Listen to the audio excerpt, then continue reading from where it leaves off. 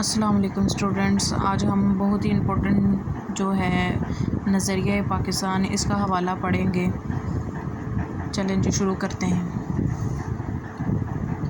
بسم اللہ الرحمن الرحیم۔ مسلمانوں نے ہمیشہ رواداری کو اپنا شیوا بنایا ہے، لیکن جب کفر الالحاد اور اپنا غلبہ حاصل کرنا چاہتا ہے تو مسلمان اس کے مقابلے کے لیے ڈٹ کر کھڑا ہو جاتا ہے۔ بادشاہ اکبر کی بے جا رواداری اور ملکی سیاست میں ہندوؤں کے عمل دخل کی وجہ سے ملک میں کافرانہ طور طریقے اور اس قدر رائج ہو گئے کہ مسلمانوں کو آزادی خود ان کے دینی معاملات میں بھی ختم ہو گئی تھی۔ چنانچہ اکبر کے آخری دور میں اسلام کی سربلندی کے لیے حضرت مجدد الف ثانی رحمۃ اللہ علیہ کھڑے ہوئے۔ آپ نے جہانگیر کے زمانے میں محض دین کی خاطر قید و بند کی سختیاں جھیلیں اور اسلامی قدروں کو نئے سرے سے فروغ دیا۔ ان کے اثر سے شاہ جہاں اور اس کے بعد اس کا بیٹا اورنگزیب دین کا خادم بنا، اور اورنگزیب کے بعد ہی اس کے بیٹوں کے باہمی نفاق و کمزوری کی وجہ سے مغلیہ سلطنت کا زوال شروع ہو گیا۔ مرہٹوں اور ہندوؤں کے کئی گروپوں نے سر اٹھایا، انگریزوں نے اپنے قدم جمائے اور ملک میں انتشار پھیل گیا ہے۔ لیکن ایسے ہی گزرے حالات میں بھی قوم کو فروغ دینے اور اسلام کو سربلند کرنے کے لیے میسور کے سلطان حیدر علی اور اس کے بیٹے ٹیپو سلطان نے ہندوؤں اور انگریزوں کا مقابلہ کیا، بلکہ افغانستان، ترکی اور پھر فرانس کو بھی اپنے ساتھ شامل کرنے کی کوشش کی، لیکن ملک کے دوسرے سرداروں نے ساتھ نہیں دیا اور انہیں کامیابی حاصل نہ ہو سکی۔ اسی زمانے میں شاہ ولی اللہ دہلوی اور ان کے صاحبزادے نے مسلمانوں کی اخلاقی اور معاشرتی برائیوں کو دور کرنے کی تحریک شروع کی۔ چنانچہ سن 1857 کی جنگ آزادی میں مسلمانوں نے پھر اپنے قدم جمانے کی کوشش کی، لیکن انگریزی اقتدار مستحکم ہو چکا تھا، اس لیے انہیں کامیابی نہ ہو سکی۔ اسی زمانے میں سر سید نے مجبوراً انگریزوں سے مفاہمت کو غنیمت جانا اور مسلمان قوم کی اخلاقی تہذیب اور اصلاح پر توجہ دی اور ان کے دلوں سے احساس کمتری کو دور کرنے کی کوشش بھی کی۔ سن 1885 میں ہندوؤں نے کانگریس کی بنیاد ڈالی اور ظاہر یہ کیا کہ وہ ملک کی تمام قوموں کو ان کے حقوق دلوائیں گے، لیکن بعد میں پتہ چلا کہ وہ صرف اپنے حقوق کا تحفظ چاہتے ہیں۔ انہوں نے مسلمانوں کو ان کے کاروبار سے محروم کرنے کی کوشش کی اور وہ سرکاری ملازمتوں پر بھی قابض ہو گئے۔ نیز انہوں نے مسلمانوں کو مشترکہ زبان اردو کے مقابلے میں ہندی کو قائم کر دیا۔ سر سید نے مسلمانوں کو ہندوؤں کی اس کانگریس اور اس کی سیاست سے علیحدہ کرنے کی کوشش کی۔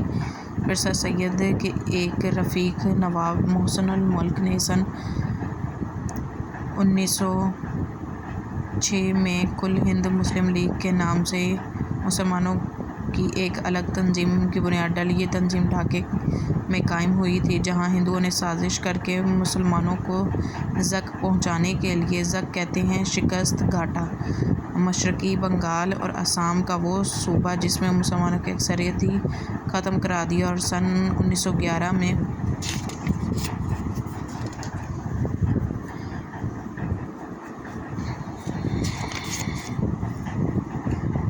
اسی علاقے کو اپنا بنگال میں شامل کر دیا۔ اسی زمانے میں پہلی جنگ عظیم چھڑ گئی، جس میں انگریز کا مقابلہ جرمنی سے ہوا اور ترکی نے جرمنی کا ساتھ دیا۔ ہندوستان کے مسلمان چونکہ ترکی کے سلطان کو حجاز کی خدمت کرنے کی وجہ سے خلیفہ اسلام سمجھتے تھے، اس لیے انہوں نے مالی اور طبی امداد بہم پہنچائی، جس کی وجہ سے حکومت برطانیہ کو مسلمانوں سے اناد پیدا ہو گیا۔ اناد مطلب دشمنی، لیکن انہوں نے یہاں کے مسلمانوں سے یہ وعدہ کیا کہ اگر ہم کو اس جنگ میں فتح حاصل ہوگی تو ہم کسی طرح بھی ترکی کو مزید نقصان نہیں پہنچائیں گے۔ یہ وعدہ محض فریب تھا۔ چنانچہ جب انگریزوں کو فتح حاصل ہوئی تو وہ اپنے وعدے سے پھر گئے اور انہوں نے ترکی کی وسیع سلطنت کے ٹکڑے ٹکڑے کر دیے۔ یہاں کے مسلمانوں کو اس فریب کی وجہ سے بہت تکلیف پہنچی اور انہوں نے خلافت کے تحفظ کے لیے مولانا محمد علی جوہر اور ان کے بڑے بھائی مولانا شوکت علی کی رہنمائی میں تحریک خلافت شروع کی۔ لیکن اسی زمانے میں ہندوؤں نے مسلمانوں کو ہندو بنانے کے لیے شدی تحریک شروع کی اور ان کو ختم کرنے کے لیے سنگٹھن تحریک بھی شروع کی۔ پھر سن 1928 میں کانگریس نے جو نہرو رپورٹ شائع کی، اس میں مسلمانوں کے لیے علیحدہ نمائندگی کا اصول جو وہ 12 سال پہلے تسلیم کر چکے تھے بالکل نظر انداز کر دیا۔ پھر تو مسلمانوں نے بڑا جوش پیدا ہوا اور انہیں یقین ہو گیا کہ چونکہ ان کا دین، ان کی تہذیب اور ان کی معاشرت سب کچھ غیر مسلموں سے مختلف ہے، اس لیے کسی حالت میں ہندوؤں سے تعاون نہیں ہو سکتا۔ چنانچہ سن 1930 میں مسلم لیگ کے الہ آباد والے اجلاس میں علامہ اقبال نے مسلمانوں کے لیے ایک علیحدہ وطن پاکستان بنانے کی تجویز پیش کی۔ 4 سال کے بعد جب قائد اعظم محمد علی جناح نے مسلم لیگ کی صدارت کا مستقل عہدہ قبول کیا تو انہوں نے اس تجویز کو عملی جامہ پہنانے کی کوشش شروع کر دی۔ آخرکار 23 مارچ سن 1940 کو انہوں نے لاہور کے اجلاس میں واضح طور پر اعلان کر دیا کہ جن علاقوں میں مسلمانوں کی اکثریت ہے وہاں ایک آزاد مسلم ریاست قائم کی جائے۔ اس اعلان قرارداد پاکستان کہتے ہیں، جس کی روح سے مسلمانوں کی آزاد اور خود مختار حکومت قائم کرنے کا فیصلہ ہوا۔ یہاں یہ سمجھ لینا ضروری ہے کہ دنیا میں قومیت کی تشکیل کی 2 بنیادیں ہیں، ایک وہ جو مغربی مفکرین نے قائم کی، دوسرا وہ جو رسول مقبول صلی اللہ علیہ وسلم کی قائم کی ہوئی ہیں۔ اہل مغرب نے خاندانی، نسلی اور قبائلی بنیادوں میں ذرا وسعت پیدا کر کے قومیت کی بنیاد جغرافیائی حدود پر استوار کی اور کہا کہ قوم وطن سے بنتی ہے۔ اس نظریے کی وجہ سے دنیا کے انسانوں کے درمیان تباہی کا جو دروازہ کھلا وہ 2 عالمی جنگوں کے ہونے سے بخوبی ظاہر ہے۔ یہ وطنی قومیت ہی کی بنیاد پر لڑی گئی۔ یہ وطنی قومیت جنوبی ایشیا کے مسلمانوں کو تحفظ دینے میں بالکل ہی ناکام تھی، کیونکہ جنوبی ایشیا کے مسلمان اس نظریے کے تحت ایک مجبور اقلیت بن جاتے۔ قومیت کی دوسری بنیاد ہے جو رسول مقبول صلی اللہ علیہ وسلم نے ملت اسلامیہ کی تشکیل کرتے وقت قائم فرمائی اور جو مغرب کے تصور قومیت سے جدا ہے۔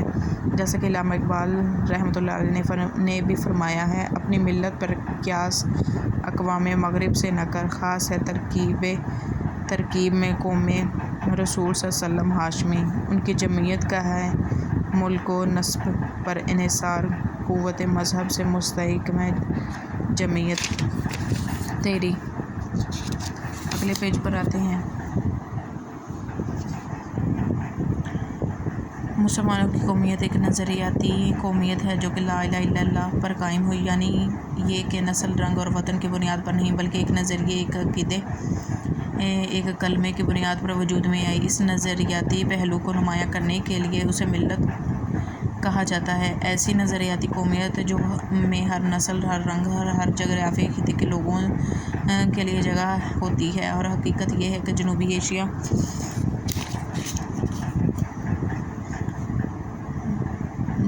کے مسلمان، جن میں ہر نسل، ہر رنگ، مختلف جغرافیائی خطوں کے لوگ شامل ہیں، ان کو ایک ایسی قوم کے ماتحت اقلیت بن کر رہنا منظور نہ تھا جو اسلامی قومیت کے برعکس ذات پات، جھوٹ جات اور بت پرستی کے بندھنوں میں جکڑی ہوئی تھی۔ چنانچہ انہوں نے اپنی جداگانہ قومیت یعنی اسلامی قومیت کی بنیاد پر اپنے لیے ایک جدا وطن کا مطالبہ کیا، جس میں وہ اپنے عقیدے، اپنے نظریے زندگی، اپنے طرز معاشرت کے مطابق زندگی بسر کر سکیں اور ایک مسلمان کی حیثیت سے دور جدید کے چیلنج کا مقابلہ کر کے اپنے مستقبل کو سنوار سکیں۔ ہمیں اس بات کو بھی اچھی طرح ذہن نشین کر لینا چاہیے کہ نظریہ پاکستان میں اسلامی زندگی اور قدروں کا تصور بنیادی حیثیت رکھتا ہے۔ اخوت، مساوات اور عدل، دیانتداری، خدا ترسی، انسانی ہمدردی اور عظمت کردار کے بغیر نظریہ پاکستان کو فروغ نہیں ہو سکتا۔ نظریہ پاکستان کا مقصد محض ایک حکومت قائم کرنا نہیں تھا، کیونکہ مسلمانوں کی حکومتیں ایشیا اور افریقہ میں پہلے سے موجود تھیں۔ نظریہ پاکستان کا مقصد اسلامی اصولوں کی ترویج و اشاعت اور اہل علم کے لیے مثالی مملکت کا نمونہ فراہم کرنا ہے۔ پاکستان قائم کرنے کا فیصلہ ہندوؤں کو بہت ناگوار گزرا۔ انہوں نے اب پوری کوشش کی کہ یہ مملکت قائم نہ ہونے پائے۔ ان کے پاس دولت اور طاقت تھی، جنوبی ایشیا میں ان کی اکثریت تھی، لیکن چونکہ قیام پاکستان کا مطالبہ حق اور انصاف پر مبنی تھا، اس لیے حکومت برطانیہ کو مجبور ہونا پڑا اور قائد اعظم محمد علی جناح رحمۃ اللہ علیہ کی پرخلوص قیادت مسلمانوں کے یقین، اتحاد اور عمل پہم لگاتار متواتر کی وجہ سے 14 اگست سن 1947 کو پاکستان معرض وجود میں آیا۔ پاکستان نے اپنے قیام سے اب تک بڑی ترقی کی ہے اور اس کا شمار دنیا کے اہم ملکوں میں ہوتا ہے۔ اگر ہم یہ چاہتے ہیں کہ پاکستان اور زیادہ ترقی کرے اور ہمیشہ ترقی کرے تو ہمیں نظریہ پاکستان کو ہر وقت پیش نظر رکھنا پڑے گا۔ اس کی بدولت ہم پاکستان کو زیادہ مستحکم اور شاندار بنا سکتے ہیں۔ نظریہ پاکستان کا مقصد پاکستان کو ایک اسلامی اور فلاحی مملکت بنانا ہے۔ ہمیں ایسا کوئی قدم نہیں اٹھانا چاہیے جس کی وجہ سے خدا اور اس کے رسول صلی اللہ علیہ وسلم کے سامنے شرمندہ ہونا پڑے۔ ہمارا جینا اور مرنا پاکستان کے لیے ہونا چاہیے۔ قومی مفاد کے سامنے ذاتی مفاد کو دل سے نکال دینا چاہیے۔ ہر قسم کی گروہ بندی سے بالاتر ہو کر تمام پاکستانیوں کی فلاح بہبود کی کوشش کرنا، نظریہ پاکستان کو فروغ دینا۔ اگر ہم نے نظریہ پاکستان کو پیش نظر رکھا اور اپنی سیرت اور کردار کو اس کے مطابق ڈھالنے کی کوشش کی تو دنیا کی دوسری قوموں میں بھی ہمارا امتیاز حاصل ہوگا اور ہم اسلامی اصولوں کی روشنی میں پاکستان کو توانا، مستحکم اور شاندار اور عظمت بنانے میں پوری طرح کامیاب ہوں گے۔ چلیں جی، آج کا جو لیسن ہے وہ پورا ہوا۔ آئی ہوپ کہ آپ کو بہت سمجھ آئی ہوگی۔ میرے چینل کو لائک کریں، سبسکرائب کریں اور زیادہ سے زیادہ شیئر کریں۔ پھر ملتے ہیں اگلے لیکچر میں۔ اللہ حافظ۔